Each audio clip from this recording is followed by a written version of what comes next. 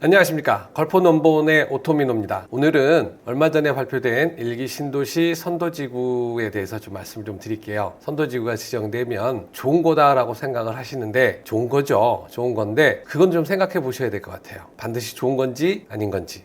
선도지구가 지정돼서 뭐 주변에 호가가 올랐네, 뭐 매물이 없어졌네, 뭐 이렇게 뭐 매물이 줄었다고 그런 얘기도 많지만 반대로 승자의 저주라는 얘기도 있어요. 그런 부분들 오늘 왜 그런 얘기가 나오는지 간단히 말씀드리면서 선도지구에 대한 얘기, 그리고 요 선도지구 투자할 때 어떤 점들을 보셔야 하는지 그 얘기 간단히 좀 드릴게요. 내용이 도움이 되시면 구독, 좋아요 꼭 부탁드리겠습니다.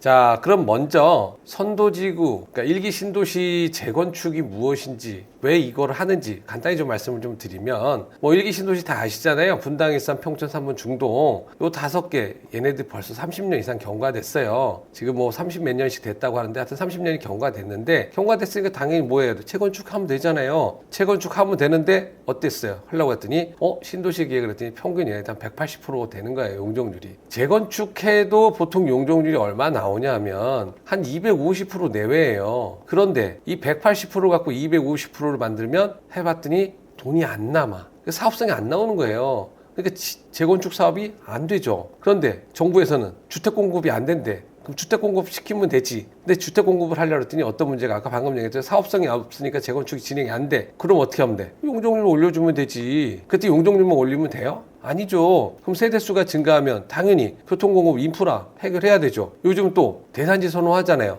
그럼 통합개발해야죠. 이거 재건축하면 이주대책 어떻게 할 거예요? 이제 이런 것들이 다 해결할 필요가 있는 거예요. 참, 이거 문제죠. 이거 어떻게 할까 고민이 많은 거죠. 이 5개 신도시의 전체 단지수가 353개 중에서 세대수가 지금 거의 30만 가까이 되는 거예요. 굉장히 큰 규모거든요. 그래서 정부에서 어떻게 하느냐? 노후계획도시 정비 및 특별법, 이거 법 만들자. 법 만들어서 뭘 한다? 노후도시계획도시 정비 기본계획에 따라서 각 신도시별 기본계획 수립해가지고 아까 얘기한 대로 이거 재건축하게 해주면 되잖아. 그렇게 해서 어떻게 했다? 신도시별로 요 기본계획 을 수립을 했어요. 분당, 뭐 일산 해가지고 신도시 기본계획 보면 아까 평균 용적률이 180% 정도 된다 그랬잖아요. 여기 용적률 어떻게 해요? 아파트를 326, 300, 330, 330. 사실 저희가 이제 단지 계획을 할 줄 아는 사람들은 이제 어느 정도 감이 있을 거예요. 아파트가 250이 넘어가기 시작하면, 사실 200 넘으면 이미 빡빡해요. 250이 넘어가기 시작하면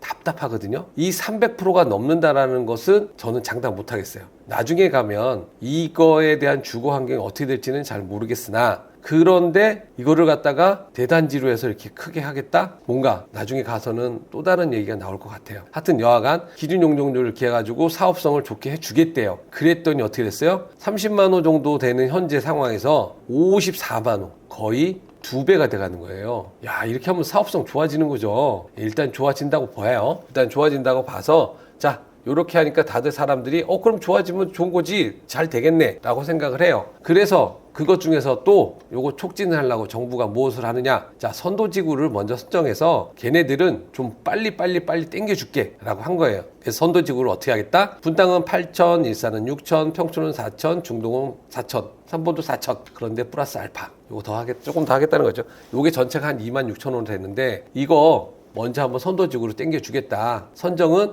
너희가 뭐를 어떻게 하는지 요 평가 기준에 따라서 갖고 온 거 고득점 순으로 해줄게. 이 고득점 순으로 해서 실제로 이 최종 선정할 때 그냥 이 정량적으로 해가지고 고득점 순으로 뽑았대요. 이거 근데 나중에 가서 무슨 문제가 생길 거냐면, 일단은 봐보세요. 평가 기준에서 쭉 이 안에서 보면 주민 동의율하고 뭐 이런 여러 가지 하면서 여기서 이제 공공기여 같이 다 포함이 돼 있거든요. 이거를 점수를 따려면 어떻게 해야 돼요? 일단 점수가 나오는 거에 최선을 다해야 되잖아요. 이걸 갖다가 정량적으로만 하다 보니 나중에 뒤쪽에서 얘기하는 승자의 저준이 이런 얘기가 나오고 실제로 아마 문제가 될 가능성이 되게 높을 것 같아요. 일단은 평가 기준은 국토부가 기준을 평가를 표준으로 했지만 각 지자체별로 별도로 할 수가 있어요. 근데 실제로는 분당, 중동, 상본, 분당은 굉장히 경쟁이 치열해서 내용이 조금 많아요. 뭐 경쟁이 있으면 어쩔 수 없죠. 상대적으로 일산, 평촌은 그냥 표준 기준으로 했다. 자, 결과는 어떻게 됐어요? 26,000호 선정하겠다는데 15만 3천 호, 거의 6배가 들어왔어요. 흥행에 성공했죠. 네, 흥행에 성공했는데 어떻게 될지는. 그래서 결국 발표가 났습니다. 13개 구역 3만 6천 호, 아까 2만 6천 호인데 플러스 알파가 있었죠. 이 알파로 만 호를 더 했어요. 그래가지고 보면 고향의 구천, 중동 3본, 평촌 보면은 6천, 4,600, 한 6천 정도, 여기도 한 1만 정도, 11,000 정도 했죠. 다들 그 당초 하겠다는 것보다 플러스 알파를 했어요. 플러스 알파 했고, 여기에서 지금 별도 구역으로 일산에 분당에 하나씩 연립을 뽑았어요. 그래서 이렇게 했고, 요 각각 진짜 신도시별로는 분당 어떻게 됐다. 그 다음에 여기 일산, 평촌, 중동, 3본 이렇게 보시면 돼요.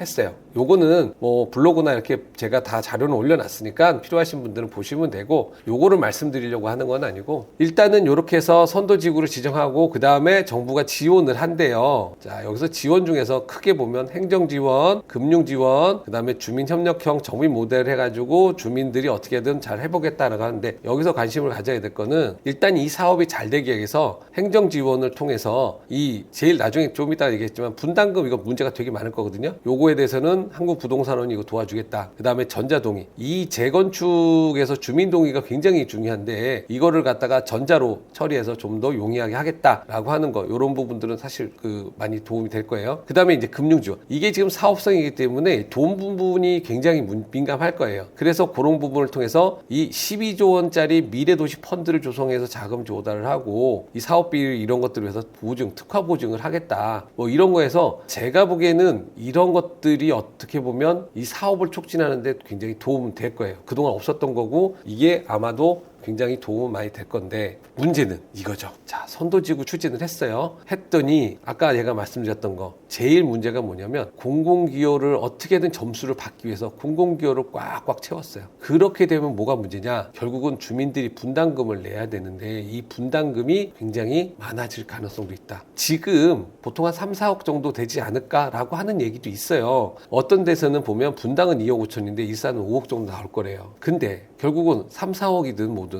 이 분담금이 이만큼 나온다라고 할 때 현재 주민들이 과연 이거를 감당할 수 있을까? 지금까지의 어떻게 보면 재개발 재건축의 가장 큰 문제가 결국은 추가 분담금이라든가 돈을 내야 되는데 기존에 있던 주민들이 이걸 견디지 못해서 결국은 다 재정착이 실패하잖아요. 여기도 지금 그런 우려가 크다. 결국적으로 나오는 얘기들이 일기 신도시 선도지구 결국은 뭐가 있다? 공공기여를 많이 하다 보니 결국은 선도지구 선정이 되려고 하다 보니 어떻게 했다? 무리했다. 사업성 있냐? 글쎄 사업성까지 잘 모르겠고 일단은 합격하고 봤다. 이게 지금 제일 큰 문제가 될 수도 있어요. 이게 꼭 된다 안 된다는 저도 이거는 사실은 따져봐야 되는데 현재까지의 어떤 과열 양상을 보면 가능성이 꽤 있다. 그리고 정부는 여기서 이거를 갖다가 사업의 실현 가능성 여부는 확인하지 않고 그냥 점수로만 했다. 이게 또 문제예요. 그리고 나서 사업 진행하면 뭐가 문제죠? 이 사업을 해야 되는데 이주 대책해야 되잖아요. 36,000 가구 동시 이전한다고 하는데 선도지구 이거 어떻게 할 거냐? 정부는 신도시에서 요거 이주 대책 어떻게 했다? 추가 조성하지 않는데요. 그리고 기존에 임대 분양주택을 활용하고 그 다음에 있던 것 중에서 재건축 영구임대주 14,000 가구 재건축한대요. 안 되는 건 뭐야?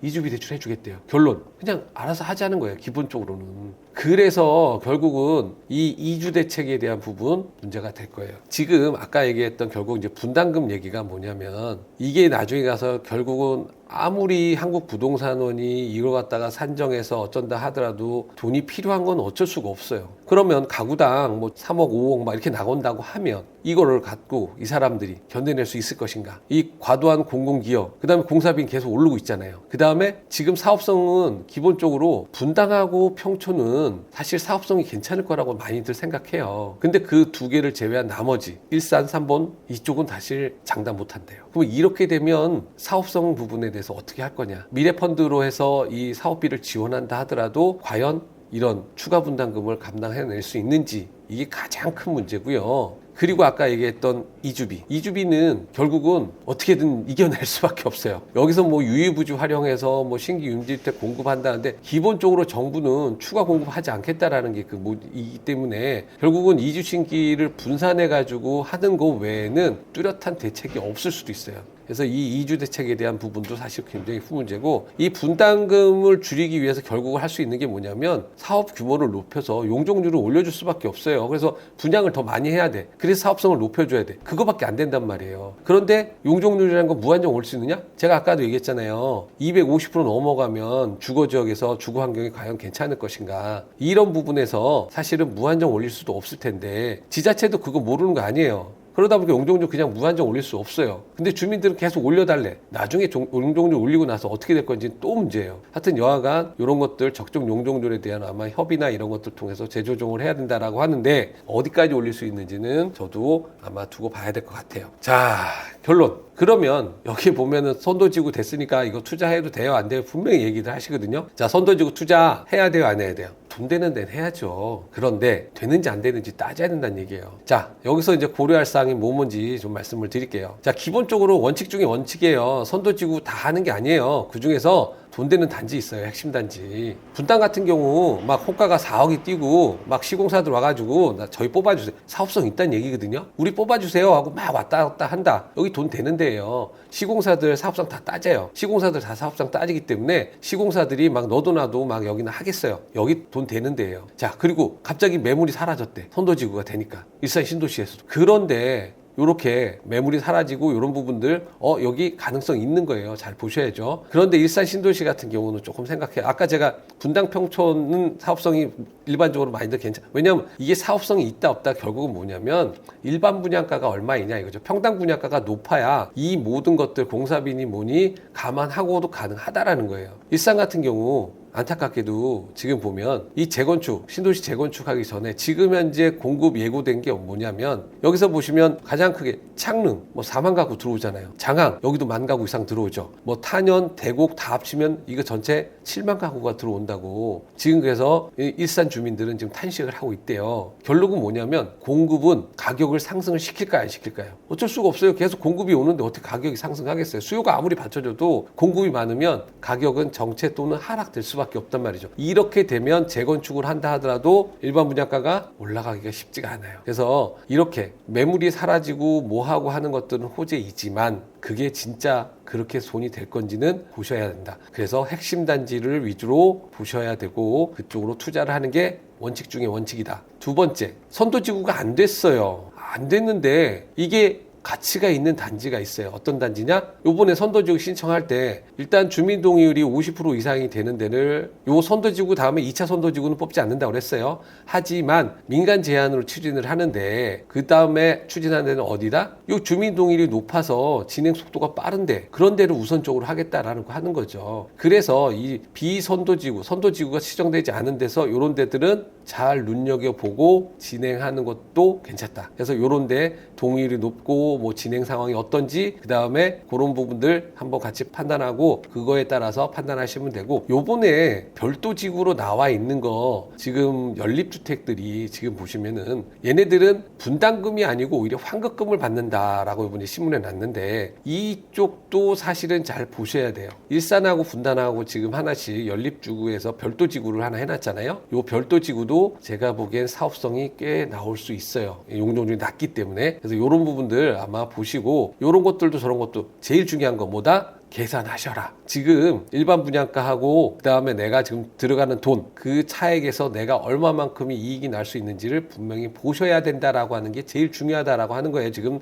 첫 번째, 두 번째 얘기하시는 거. 자, 세 번째 아까 이주대책 문제 있다 그랬죠. 여기에서는 자, 선도지구에서 이 사업을 하는데 그 주변에 어차피 이분들 멀리 안 가거든요. 다 근처에 계시거든요. 그러면 그 근처에서 내가 임대 수익할 수 있다. 이거 아까 얘기한 저 신도시 이주대책 거의 없다고 그랬잖아요. 없는 상황에서 이 사업은 거의 한 10년 이상 진행될 거예요. 그럼 10년 이상 진행되면 내가 임대 수익 괜찮은 거 하나 잡아서 전월세 수익률 괜찮은 거 잡아서 요거를 갖다가 내가 계속 활용하면 안정적인 임대 수익 어느 정도 보고 적정할 때 또 엑시트하면 되지 않느냐라고 하는 그런 부분이 되겠고요. 그 다음에 아까도 얘기했지만 계속 사업성 얘기했죠. 공공기여가 제일 큰 문제가 될 거라고 했는데 사람들은 다들 대형 단지, 신축 단지 이런 걸 뭐 선호해요. 그런데 소규모 단지인데 그런데도 불구하고 공공기여라든가 이런 것들이 좀 적다면 오히려 사업성이 좋을 수도 있다. 그래서 이런 거 분석해보고 사업성 따져보고 소규모 단지라도 이런 것들이 나오면 갈 수 있는 거다. 그래서 결국은 선도지구 투자할 때는 처음부터 끝까지 무조건 일단은 계산해 보셔야 된다. 그리고 상황에 따라서 필요할 때 적절하게 임대 수익 같은 것도 병행해서 같이 투자할 수 있다라고 하는 부분 신경 쓰시면 아마도 좋은 투자할 수 있지 않을까 생각은 들고요. 오늘은 제가 일기 신도시 그 선도지구에 대해서 좀 말씀을 좀 드렸는데 제가 말씀드린 게 뭐 정답은 아니고요. 저도 이제 뭐 신문이나 이런 것도 보고 말씀을 좀 드리긴 했지만 투자하실 때 하여튼 조심하시고 그다음에 좋은 수익 얻으시길 제가 바라겠습니다. 오늘 내용이 도움이 되시면 구독과 좋아요 꼭 부탁드리겠습니다. 감사합니다.